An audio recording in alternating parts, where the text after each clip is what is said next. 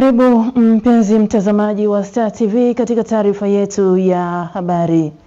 Miongoni mwa habari tulizonazo usiku huu ni pamoja na serikali imesema tayari imepata fedha kwa ajili ya ujenzi wa uwanja wa ndege wa kimataifa wa Serengeti, zikiwemo fedha za kulipa fidia kwa wakazi wa maeneo ya mradi. Kwa hayo na mengine mengi, ungana nami hadi tamati.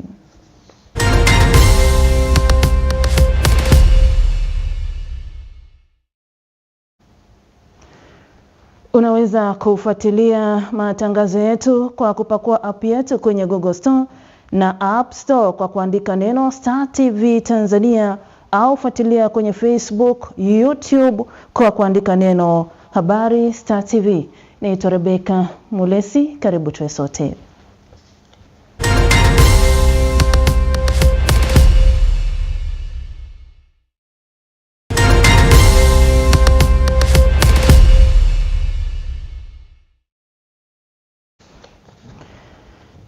Mkoa wa Morogoro umepangwa kuwa mwenyeji wa tamasha la 4 la kitaifa la utamaduni litakalohusisha washiriki zaidi ya 100,000, ambapo shughuli mbalimbali zitafanyika ikiwemo mdahalo wa kitaifa wa namna ya kulinda maadili ya Kitanzania. Taarifa zaidi na mwanahabari wetu Omari Hussein. Katibu Mkuu Wizara ya Habari, Utamaduni, Sanaa na Michezo na msemaji mkuu wa serikali Gerson Msigwa amebainisha hayo akitoa taarifa ya maandalizi ya tamasha hilo katika mkutano wake na waandishi wa habari mkoani hapa. Ndugu zangu wa Tanzania, nchi yetu imetikiswa na mmomonyoko wa maadili. Tusipojadili haya mambo, tukawekana sawa, tukajipanga kulea vijana wetu, maadili yetu yanamomonyoka, vijana wanaharibika. Tutakuwa na mjadala huu ili tuanze kukubaliana namna gani tutalinda maadili ya Mtanzania na tutadumisha maadili ya Mtanzania. Tutakuwa na maonesho ya mavazi ya asili na kazi za mikono. Anasema maandalizi yanaendelea na tayari washiriki wameanza kuwasili kutoka mikoa 26 Tanzania bara. Leo uwanja wa Jamhuri tunaufanyia mabadiliko makubwa. Tunafunga majukwaa, tunaweka maeneo ya kuonesha vitu mbalimbali. Kazi inafanyika vizuri. Kuanzia kesho patakuwa katika shape nzuri. Kesho kutwa tunaanza rasmi maonesho mbalimbali. Imeelezwa pia dhamira ya serikali kuboresha maeneo ya kihistoria na umuhimu wake kwa vizazi vijavyo. Tunajenga kituo kikubwa cha urithi wa ukombozi wa Afrika katika eneo la Kongwa kule mkoani Dodoma. Kituo kikubwa cha kisasa chenye hadhi ya kuwa kituo cha Afrika cha urithi wa ukombozi wa bara la Afrika. Mheshimiwa Rais ameridhia. Hii safari tunaianza, na katika bajeti ya mwaka huu tumetenga fedha shilingi bilioni 1 kwa ajili ya kuanza upembuzi yakinifu na usanifu. Na hapa nyuma kuna makaburi 97 walifanyiki hapa, walikuwa wanapigania uhuru. Kwa hiyo walipopata, wengine walipata ajali, wengine malaria, wengine wamekufia Zambia, wameletwa hapa. Kwa hiyo vitu vyote vimefanyika hapa. Hapa walikuwa na kambi mbili, Mazimbo na makao makuu ya ANC. Lakini kuna kambi nyingine iko Dakawa. Dakawa kuna makaburi 54. Utamaduni wetu, nguzo ya maadili, uchumi jumuishi na utaifa, karibu AFCON 2027 ndio kauli mbiu inayopamba tamasha hilo la 4 la kitaifa la utamaduni litakalofanyika uwanja wa Jamhuri Agosti 25 hadi 29 mwaka huu 2026. Kutoka hapa mkoani Morogoro, Omari Hussein wa Star TV. Watanzania wametakiwa kushirikiana na jeshi la polisi katika kufichua viashiria vya uhalifu kabla haujatendeka, pamoja na kuwalinda watoto dhidi ya vitendo vya ukatili ili watakaobainika wachukuliwe hatua za kisheria. Tupate taarifa zaidi. Rai hiyo imetolewa na kamishna wa polisi Alex Mkama wa kamishna wa polisi jamii kutoka makao makuu ya jeshi la polisi Tanzania jijini Dodoma, mara baada ya kukabidhi msaada wa vitu mbalimbali katika shule ya msingi Mitindo iliyopo Ilani Misungwi mkoani Mwanza, ambayo inalea watoto wenye mahitaji maalum. Hivyo nawasihi wananchi kuendelea kushirikiana na jeshi la polisi kwa kutoa taarifa muhimu kwa wakati, huku nanyi askari mkiendelea kuwatumikia wananchi kwa heshima, weledi, uadilifu na utu. Mwakilishi wa polisi GH Tanzania kutoka Tanzania bara na visiwani, mrakibu msaidizi wa polisi Mabula Malima, anaelezea msaada uliotolewa. Leo hii tumeweza kutoa zaidi ya milioni 11 kutoka sehemu ya michango yetu, ambayo siku ya leo imenunua madawati 53, tumenunua magodoro 100, mashuka 200, mchele kilo 200, mafuta ya kupikia lita 60, maharage debe 1, pamoja na mahitaji mengine muhimu kwa watoto wanaosoma katika shule hii ya Mitindo. Salamu za kamanda wa polisi mkoa wa Mwanza, naibu kamishna wa polisi Wilbrod William Mtafungwa zikawasilishwa na afisa mnadhimu wa jeshi la polisi mkoa wa Mwanza, kamishna msaidizi wa polisi Lawrence Mwenda. Shule hii ya Mitindo, afande kamanda wa mkoa wa polisi wa Mwanza anaipenda sana na iko kwenye mboni kabisa za macho yake, na ndio maana hata ameamua kwamba shule hii anatoa ulinzi hapa kuhakikisha kwamba wanafunzi wetu wote wanakuwa salama wakati wote.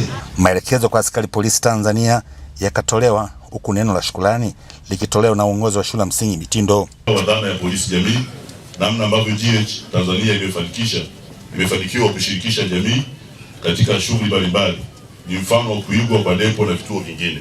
Jeshi la polisi limekuwa ni mfano mzuri wa kuigwa nchini Tanzania. Vile basi naomba majeshi mengine yaweze kuiga na kuweza kusaidia jamii ya wahitaji maalum. Vifaa mlivyotuletea tutavitunza, asanteni sana.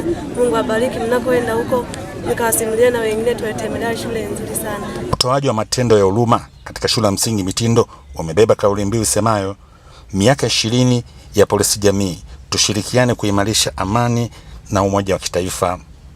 Kutoka wilaya Misungwi mkoani Mwanza, Respices Kaisa.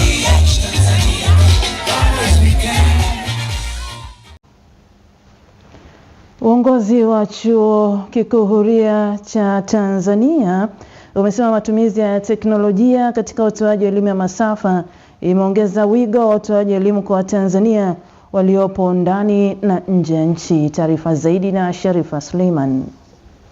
Hapa jijini Tanga katika wiki ya elimu, ujuzi na ubunifu, Chuo Kikuu Huria cha Tanzania kilichoanzishwa kwa sheria ya bunge toka mwaka 1992 kimeona kiende sambamba na mabadiliko ya kiulimwengu kwa kujikita katika mifumo ya kidigitali ya utoaji wa elimu ili wasiachwe nyuma, kama anavyobainisha mwakilishi wa mkuu wa chuo hicho Dr. Straton Ruhinda, ambaye ni mratibu wa ubunifu wa Chuo Kikuu Huria cha Tanzania. Wanafunzi walipo wanafanya hii mitihani, wanapewa comments na wanaendelea. Ubunifu maana yake kwenye elimu sio tu ni ujuzi na skills na tija na kupunguza gharama, lakini kufikia watu wengi zaidi kwa gharama nafuu na kuwapunguzia mzigo watu ambao somewhere walikuwa disadvantaged wakati wa mifumo ya rasmi ya kiconvention. Kwa hiyo ubunifu uko kwenye program zetu, upo kwenye njia za kujifunzia, upo kwenye njia za kufanyisha mitihani, upo pia kwenye njia za kuupload matokeo. Mwanafunzi hatakiwi kwa namna yoyote kuja kumuona sijui mwalimu mnunulie soda au maji. Anafanya usahishaji unafanyika na mfumo wa AMIS au SARS unaweza kupokea alama zake akiwa USA, akiwa Ghana, akiwa South Africa, akiwa Namibia, anapata matokeo. Mkurugenzi wa huduma za wanafunzi katika chuo hicho Dr. Rejuna Zakaria akiona hatua hiyo ni kwenda sambamba na mtaala wa elimu uliopo sasa uliojikita kivitendo zaidi ili kuwajenga wanafunzi wakiwa nje ya chuo waweze kujisimamia wenyewe. Kwa hiyo tumejaribu hata kubadilisha baadhi ya mitaala ambayo imepita kwa sasa hivi ambayo tunaanza kuitoa, kwamba yote inakuwa inamwandaa mhitimu katika kuwa practical zaidi kuliko kuwa theoretical, kuwa mtu wa vitendo zaidi. Wiki ya kitaifa ya elimu, ujuzi na ubunifu iliyoanza kufanyika Agosti 15 jijini Tanga inataraji kuhitimishwa Agosti 24 mwaka huu. Sharifa Suleiman wa Star TV. Wawezeshaji katika jukwaa la vijana wamesema uzoefu unaonyesha vijana wasiposimama katika uzalendo wanaweza kushawishiwa na makundi yenye nia ya kufanya vitendo vinavyoweza kuvuruga amani na utulivu wa taifa. Aidha, vijana wametakiwa kujitambua na kutumia fursa za elimu ya uraia kutofautisha mambo yenye manufaa na yale yanayoweza kuhatarisha amani ya nchi. Taarifa zaidi na Salma Mrisho. Ni uzinduzi wa jukwaa la vijana la halmashauri ya manispaa Geita, ambapo vijana wamepewa elimu kuhusu uraia, uzalendo, fursa za kiuchumi na umuhimu wa kulinda amani ya nchi. Vijana wametajwa kuwa ni kundi kubwa katika kujenga taifa, na hii ni kutokana na kuwa na sehemu kubwa ya nguvu kazi na kuwa na uwezo mkubwa wa kuleta mabadiliko katika nyanja mbalimbali za maendeleo. Niseme kwamba mjenge tabia ya kutii mamlaka. Kutii mamlaka, vijana muelewe hivyo, kwa sababu usipotii mamlaka utakutana na vyombo vya ulinzi, utakutana na sheria, na hakuna nchi yoyote wala namna yoyote watu wanaweza kuongoza nchi au chochote bila kanuni, taratibu na sheria. Vijana wamehimizwa kulinda amani na kutumia fursa zilizopo na zinazotolewa na serikali na wadau mbalimbali ili kujenga maisha yao na kuchangia maendeleo ya taifa. Kijana asiyekuwa na uhuru wa kiuchumi hawezi kuwa huru hata katika masuala ya kisiasa, hawezi kuwa huru hata katika masuala ya kijamii. Kundi la vijana kwanza ndio kundi muhimu na kundi tegemezi, kwa sababu vijana ndio nguvu ya taifa, lakini vijana ndio hamasa. Mwenge wa Uhuru unahitaji hamasa kubwa kutoka kwa vijana. Aidha, vijana walioshiriki jukwaa hilo wameeleza kuwa wamepata kuelewa kuhusu umuhimu wa kutambua wajibu wao kama raia. Nchi yetu ya Tanzania ni nchi yetu, hatuna nchi nyingine. Tunapaswa kuilinda kwa uwezo wetu na kwa hali yetu yoyote ambayo tunaweza kuilinda, kwa sababu hatuna nchi nyingine ya kusema tunaweza tukakimbilia. Kijana anatakiwa ajitambue kwa kujitambua yeye ni nani, na jamii inayomzunguka ikoje, aishije na watu, lakini pia ajue jukumu lake katika jamii.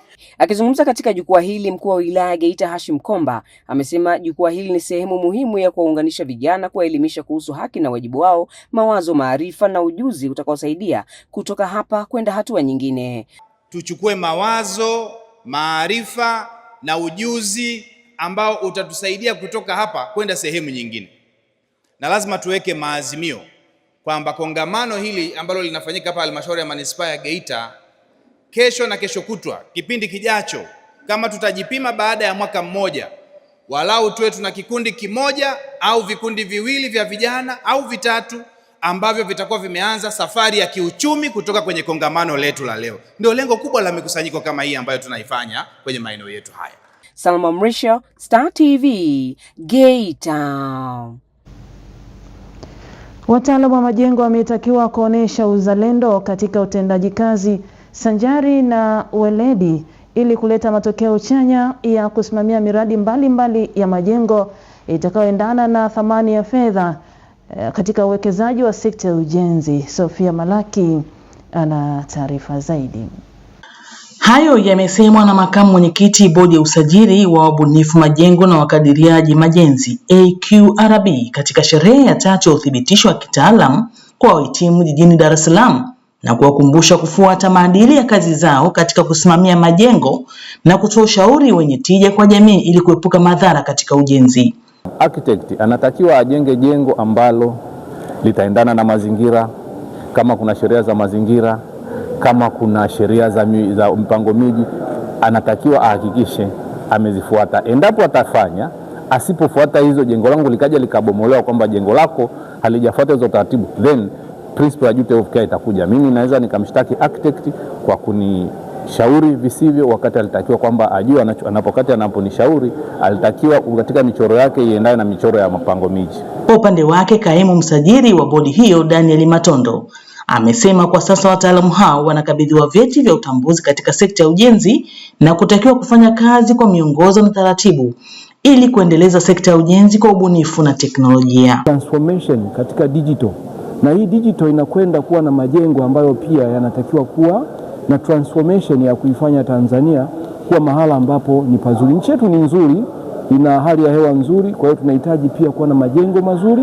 ambayo yatafanya hata kuvutia utalii kwa kiasi kikubwa katika nchi yetu. Awali, mkurugenzi wa usajili wa bodi hiyo Bundara Mashaka ameelezea malengo ya kuwa na utaratibu wa kufanya mchakato huo kwa wataalamu wa ujenzi, huku mwakilishi wa wahitimu Penina Mabonde akiahidi kutekeleza majukumu yao kwa weledi na ubunifu ili kuacha alama kwa vizazi. Tangu ya 1997 wataalamu 1948 na makampuni ya kitaalamu 536. Kwa nini tumeamua kufanya mahafali haya? Kama nilivyosema kwa jeshi la pili na kwa mafunzo ya kisasa. Huko nyuma tulifanya haya mahafali. Tunatamani kuona taaluma zetu zikitoa mchango mkubwa zaidi katika kujenga miji yenye maendeleo bora, majengo salama, miradi yenye thamani halisi ya fedha, matumizi yenye tija ya rasilimali na mazingira yaliyojengwa yanayokidhi mahitaji. Jumla ya wahitimu 178 wamekabidhiwa vyeti vya uthibitisho na miongozo ya kazi katika kuhakikisha usalama wa umma, ubora wa miradi, uwajibikaji wa kitaalamu ili kujenga mazingira salama endelevu yenye tija kuelekea dira ya taifa ya maendeleo 2050. Nikiripoti kutoka jijini Dar es Salaam, mimi ni Sofia Malaki, Star TV. Mkuu wa mkoa mjini Magharibi visiwani Zanzibar, Mohamed Ali Abdalla, amewataka madiwani kushirikisha wananchi katika kusimamia usafi maeneo mbalimbali ili kuweka mji katika mazingira safi katika kuelekea mashindano ya AFCON yanayotarajiwa kufanyika Juni 2027. Taarifa zaidi na Abdalla Pandu. Akizungumza na madiwani hao katika ukumbi wa Baraza la Manispaa la mjini Malindi kisiwani Unguja, mkuu wa mkoa anasema viongozi hao wana wajibu wa kusimamia hilo na kupata ufanisi. Ni lazima madiwani sote tujitoe, yena tuiweke pembeni, twende zetu katika utendaji hasa. Kila mmoja kwenye wadi yake ahakikishe kwamba anahamasisha watu, anaelimisha watu, anashirikiana na masheha pamoja na watu wengine na baraza letu kuhakikisha mazingira yetu yanakuwa safi na salama. Kwa upande wake, meya wa manispaa ya mjini Mohamed Ibrahim Razali ameelezea mikakati yao katika kuhakikisha jiji linakuwa safi, akiwa sambamba na baadhi ya madiwani wa manispaa ya mjini waliohudhuria kikao hicho. Sasa tunataka kuajiri vikundi viweze hivyo kuendesha mji, lakini pia kufanya usafi, kwa sababu kama tunavyojua rais anatumia fedha nyingi sana kwa ajili ya kutusaidia kwa ajili ya kuweka mambo haya yetu ya usafi. Kwa hiyo kwenye hilo tutawaahidi wananchi kwamba sasa tutabadilika na mambo yanawezekana kwa muda mfupi akaonekana mabadiliko. Kiufupi, changamoto ya usafi kwa Zanzibar sasa hivi, kwanza wananchi wetu hawajaelimika. Tunajitahidi kuelimisha wananchi lakini bado hawajaelimika, lakini tutaendelea kuelimisha wananchi. Hili jambo kwanza tukalisimamie kama sisi madiwani, kwa sababu sisi ndio walengwa haswa kusimamia hizi kazi zetu za usafi. Na ari tuliokuwa nao leo tumeamka nayo moja kwa moja tunakwenda kwa wananchi ili tuingie katika mitaa yetu ili tupate tusafishe ili nchi yetu iwe safi. Mbali na hilo, mkuu wa mkoa huyu amewataka kuongeza nguvu katika masuala ya kijamii, hasa kukabiliana na changamoto za ongezeko la udhalilishaji, madawa ya kulevya na uwepo wa baa zisizo rasmi katika maeneo yao. Abdalla Pandu, Star TV, Zanzibar. Wazee wa mila wa kabila la Kizanaki wilayani Butiama mkoani Mara wamewataka Watanzania kuendelea kuwaenzi waasisi wa taifa hili ili waweze kuwawezesha vijana kutambua historia na misingi ya taifa lao. Tupate taarifa zaidi. Tanzania ni moja ya nchi duniani iliyoasisiwa vyema katika misingi ya amani, umoja na mshikamano.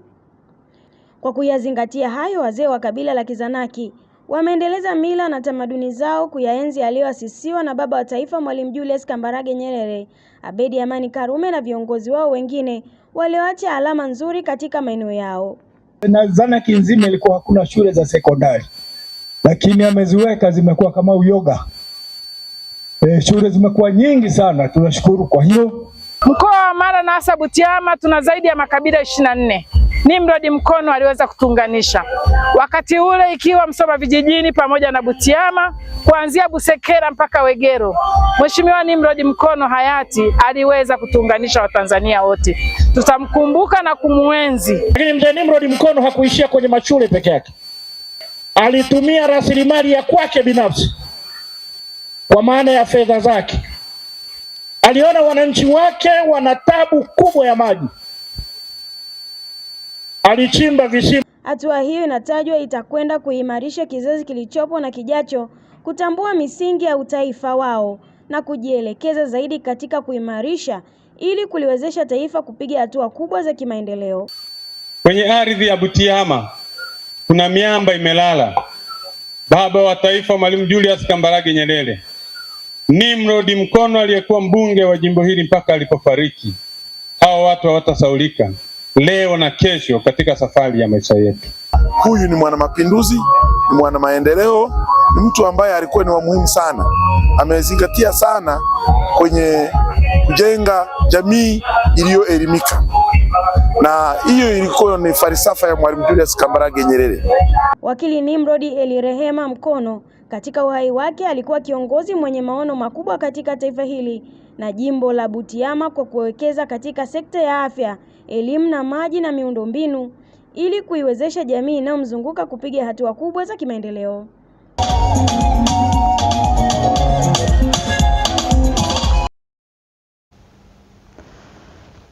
Uwepo wa makambi kwa kanisa la Waadventista wa Sabato umetajwa kusaidia makundi ya watoto kuwa na uelewa mpana wa stadi za maisha na familia. Tupate taarifa zaidi.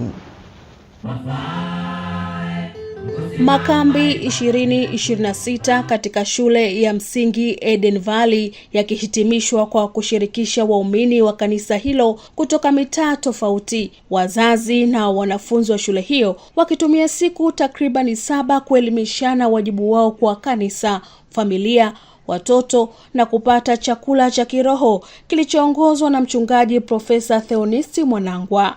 Mungu hajatuahidi kufika, hajatuahidi kusafiri bila zoruba, ila ametuahidi kufika salama. Haleluya. Zoruba ni sehemu ya maisha. Jifunze kutembea na Yesu katikati ya zoruba yako. Jifunze kuzungumza na Yesu katikati ya zoruba ulionayo. Jifunze kutulia chomboni katikati ya zoruba. Niko hapa kukuambia asubuhi ya leo, maisha ni ubatili, mtazame Kristo. Talanta tofauti zilipamba makambi ya Eden Valley yakifanyika kwa mara ya kwanza, na kambi la watoto wakitumia nafasi hiyo kukumbusha wazazi nini wanapaswa kukifanya kufanikisha ndoto zao. Mama anatakiwa amsukume mtoto wake, amshike mkono na wala simkatishe tamaa katika maisha yake ya kila siku, ili mtoto wake aweze kutimiza ndoto zake. Amina. Wazazi pia wanatakiwa wapunguze kutukana wanao, bali watoe vitu, waambie watoto wao vitu vya baraka na vya kuwatia moyo. Uumbaji imeumbwa kwa sura na mfano wa Mungu. Uwepo wa makambi hayo ni juhudi za uongozi wa shule ya Eden Valley na wazazi. Mkurugenzi wa shule hiyo Dr. Maki Buyamba anakiri sasa wamekuwa wapya na kuahidi kuendelea kusimamia malezi bora ya watoto wa shule hiyo. Asanteni kuja kwenye makambi haya. Wale wazazi, endeleeni kutuamini, fanyeni wajibu wenu, usifanye wajibu wetu. Hivi karibuni darasa la 7 watafanya mitihani, baadaye darasa la 4. Lakini naomba niseme kwamba makambi haya yamegeuza historia ya Eden Valley. Maana nasemaje? Ninaamini ya kwamba mtaendelea kutuombea, tuombeeni. Katika kutafuta kesho ya wanetu, tusisahau swala la maadili yao leo. Maadili yao leo yanatengeneza kesho iliyo bora zaidi. Shule ya Eden Valley iliyopo Buswelu imeshiriki sikukuu za vibanda kwa mujibu wa kalenda ya kanisa la Waadventista Sabato, yakihitimishwa kwa kauli mbiu sauti moja yenye lengo moja. Sharifa Suleiman, Star TV, Mwanza. Jamii imetakiwa kuendeleza utamaduni wa kulinda na kusaidia watoto wanaotoka mazingira hatarishi ili waweze kutimiza ndoto zao baada ya kupata elimu. Tupate taarifa kamili. Msisitizo huu unatolewa na Miss Travel World Tanzania toka mkoa Mara, Juliet Joseph, wakati alipotembelea shirika la FOM linalolea na kutunza watoto wanaoishi mazingira hatarishi na wale ambao wana wazazi. Hata kama watoto ni yatima, hata kama watoto hawajiwezi, tungependa sana tuwasapoti pia wana ndoto kama sisi tulivyokuwa na ndoto, lakini tunaendelezwa na wazazi wetu. Mchungaji Samuel Mpanilei ni mkurugenzi wa shirika la FOM pamoja na mratibu wa shirika hilo Joseph Joshua wanaeleza aswa nia na madhumuni ya shirika hilo. likiwa na lengo la kuwasaidia watoto yatima na wale wanaoishi katika mazingira magumu kwa kuwasaidia kwa mahitaji ya msingi, lakini pia kwa lengo la kuwasaidia upande wa elimu, matibabu, lakini pia kuwaunganisha na marafiki mbalimbali ndani na nje ya nchi ili kuweza kuwasaidia. Tunamshukuru Mungu kama ambavyo mratibu wetu ameeleza, kuna watoto 105 ambao wako chini ya uangalizi wetu. Baadhi ya watoto hao wako katika vyuo vikuu, vyuo vya kati, na wengine wako katika shule za sekondari, shule za msingi na awali. Watoto tunaohudumia ni watoto wanaoishi katika mazingira magumu au hatarishi, lakini pia ni mayatima. Kwa hiyo tunatoa wito kwamba watoto wanapokuwa kwenye jamii kule tusiwanyanyapae, tusiwatenge, tusione kwamba hawafai. Hapana. Katika jamii yetu ya Kom sisi hao ndio vipenzi vyetu na tunawapenda sana. Kwa hiyo hata kwenye jamii kwa ujumla tuwajali sana na tupate moyo wa kuwasaidia watoto yatima na wanaoishi katika mazingira magumu. Aidha, baadhi ya wanufaika wanaeleza jinsi shirika linavyozidi kuwasaidia katika sekta ya elimu na afya. Kwa upande kituo cha Kom ni moja kituo ambacho kinalea watoto wa mazingira magumu na wale ambao wana wazazi, yani mayatima. Wanatusaidia kwa kiwango kikubwa sana hasa katika maisha yetu ya kila siku.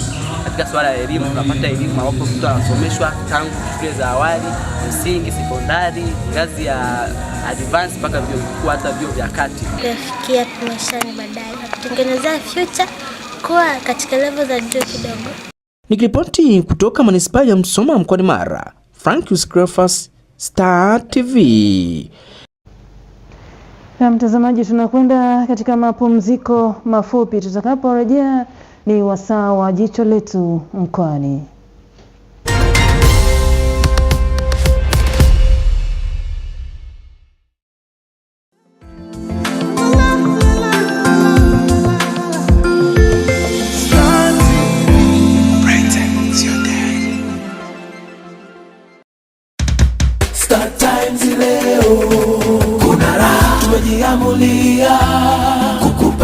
Mteja wa Star Times Dish, lipia nyota kwa shilingi 11,500 kwa mwezi, tukupe kifurushi cha smart bure mwezi mzima, na ukilipia smart kwa shilingi 23,000 kwa mwezi, tukupe super mwezi mzima bure, huku wale watakaolipia super kwa shilingi 38,000 kwa mwezi watapata raha kwa siku 5 zaidi bure kupitia Novela E+. Usikose tamthilia mpya ya Kibabe Come Back to Me, ni kila siku saa 4:30 usiku, huku watoto wakipata raha ya katuni kali na vipindi kede vya watoto ndani ya Cartoon Network. Na bado kwa wewe mteja mpya wa Star Times, tumejiamulia kukupa raha kwa bei kitonga. Kwa sasa decoder ya dish utaipata kwa shilingi 50,000 tu badala ya shilingi 56,000. Upate wapi kwingine? Tumejiamulia kukupa raha. Nimefanikiwa kupata kazi kwa muda baada ya kutumia platform ya Nafasi. At first nilidhani ningeweza kuona list za kazi na kuweza kuapply mwenyewe kwenye app, lakini nikaelewa kuwa app yenyewe ina apply kwa niaba yangu. Nikaweza kupata taarifa za interview na kujua nimechaguliwa kufanya interview zipi kwenye app. Kupitia Room Your God ilirahisisha zoezi zima kuwa rahisi tofauti na mwanzo.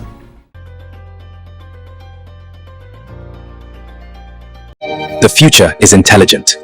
The future is here. Are you ready to shape the world with artificial intelligence? At St. Joseph University in Tanzania, study the Bachelor of Science in Artificial Intelligence and Machine Learning with cutting-edge tools, hands-on experience, and globally recognized certifications. Graduate with more than just a degree in Artificial Intelligence and Machine Learning, Intel and NEC professional certificates, and the skills to lead tomorrow's digital world. Join the next generation of innovators. St. Joseph University in Tanzania, where your dreams are nurtured.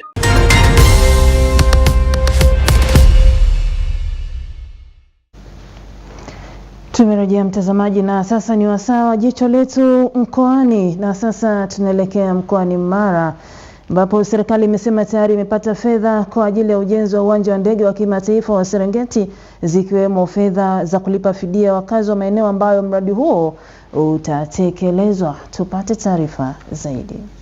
Katika ziara yake mkoani Mara, naibu waziri wa uchukuzi David Kienzile ametembelea eneo linalotarajiwa kujengwa uwanja wa ndege wa kimataifa wa Serengeti lililopo kijiji cha Burunga, kata ya uwanja wa ndege. Akizungumza na wakazi wa maeneo yanayoguswa na mradi huo, amewaeleza kuwa serikali imekwisha tenga fedha kwa ajili ya kulipa fidia. Ni vyema ndugu zanguni, cha kwanza tushukuru kwamba Dr. Samia Suluhu Hassan, rais wetu mpendwa, amesema maneno imefika mwisho, twende kwenye utekelezaji.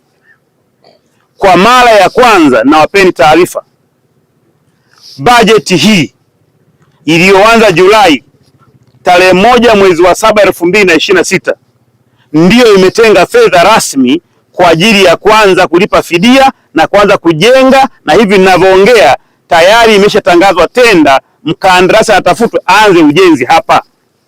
Fedha kwa ajili ya kazi ya mradi huu imeshatafutwa, ipo, na ninakumbushwa wanafungua tenda mwezi huu tarehe 20 ngapi? Mkurugenzi, Watanzania wa leo wanauelewa mpana, wanajua hawadanganyi. Zama za kudanganya watu zimeshapitwa na wakati. Wananchi wameshukuru serikali na pia wameomba malipo ya fidia tolewe kwa wakati, kwa sababu tulitathminiwa na tumekubali tathmini. Tunachongojea ni kulipwa pesa tuondoke, lakini mpaka sasa hizo pesa tujui tunalipwa lini. Ndugu waziri, nilikuwa naomba hili jambo tusiingize mambo ya siasa. Hili jambo lishamalizika. Sisi hapo tulikuja kukutafuta ni kwamba tunawekewa lini fedha. Katika hatua nyingine, naibu waziri Kienzile anawaagiza makandarasi wote nchini kuwapa kipaumbele vijana kufanya kazi katika maeneo ambayo kuna miradi ya serikali ili kuongeza kipato na ajira. Atakapoanza mkandarasi, ni vyema sana kama tunavyotoa taarifa nchi nzima, wakandarasi ni vyema wakaangalia sana kutafuta vijana wa maeneo hayo wawe sehemu ya kushiriki kujenga uchumi wa maeneo yao. Uwanja wa ndege wa kimataifa wa Serengeti unatarajiwa kuleta mageuzi ya kiuchumi pindi utakapokamilika, na pia utafungua fursa nyingi za biashara kwa wananchi na taifa kwa ujumla. Nikiripoti kutoka Serengeti, Hospita Mabilika, Star TV. Hilo ni jicho letu mkoani, na baada ya mapumziko mafupi habari za biashara na uchumi zitafuata. Tafadhali endelea kuwa nasi.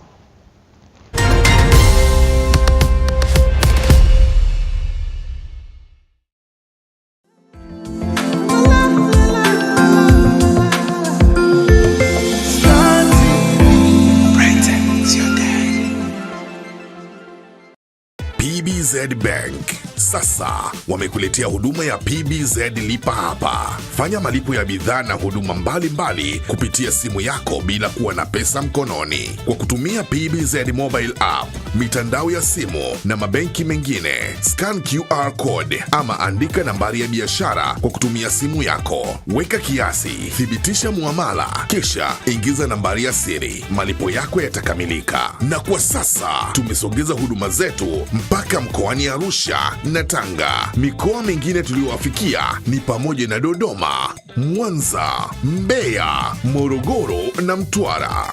PBZ Bank, benki ya watu, chaguo la watu.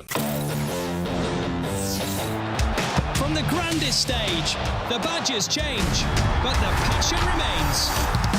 It's a special goal. Cometh the hour, cometh the man. This football is from the heavens. What a story this is. 10 months of drama lie ahead. The stage is set. Mahali pekee kwa soka bora duniani ni SuperSport. Jiunge na DStv kwa shilingi 15,000. It's on.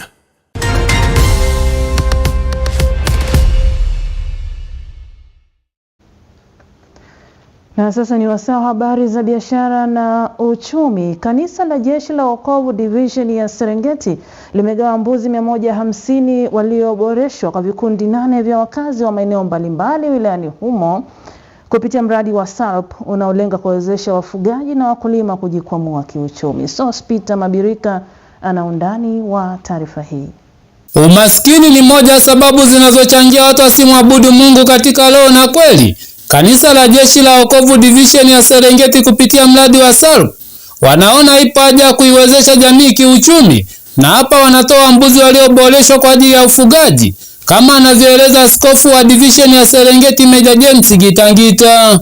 Tumeamua kusaidia wananchi kuinua katika hali ya kiuchumi, ambayo ni kuwapa mifugo pamoja na mambo ya kilimo, kuona kwamba watu wametokana katika hali ya kiumaskini.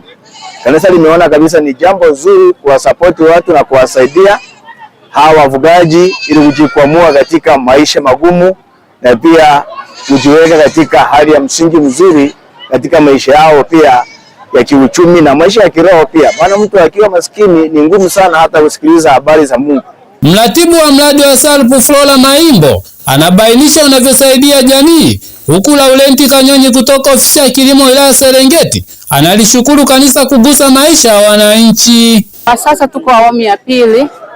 Awamu ya kwanza tulianza 2021 hadi 2024. Lengo la kuwezesha mbuzi kwa wanufaika wote wa mradi wa SALP ni kwa lengo la kuinua uchumi wa mwanachama ama mwanajamii mmoja mmoja. Tunashukuru kanisa la Jeshi la Wokovu kwa kuanzisha mradi wa kugawa mbuzi.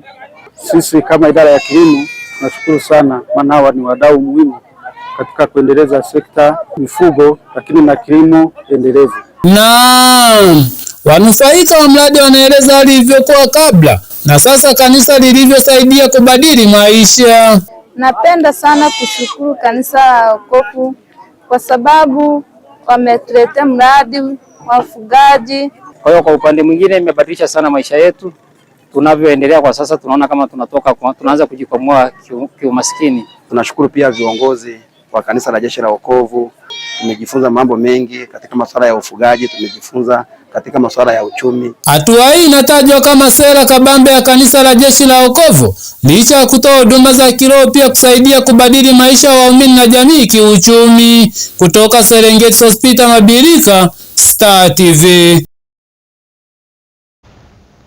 Naam, habari za biashara na uchumi zinahitimisha taarifa yetu ya habari kutoka hapa Star TV. Tunakamilisha taarifa yetu ya habari kwa utabiri wa hali ya hewa. Kwa niaba ya chumba cha habari, mimi ni Rebecca Mulesi na kutakia usiku mwema.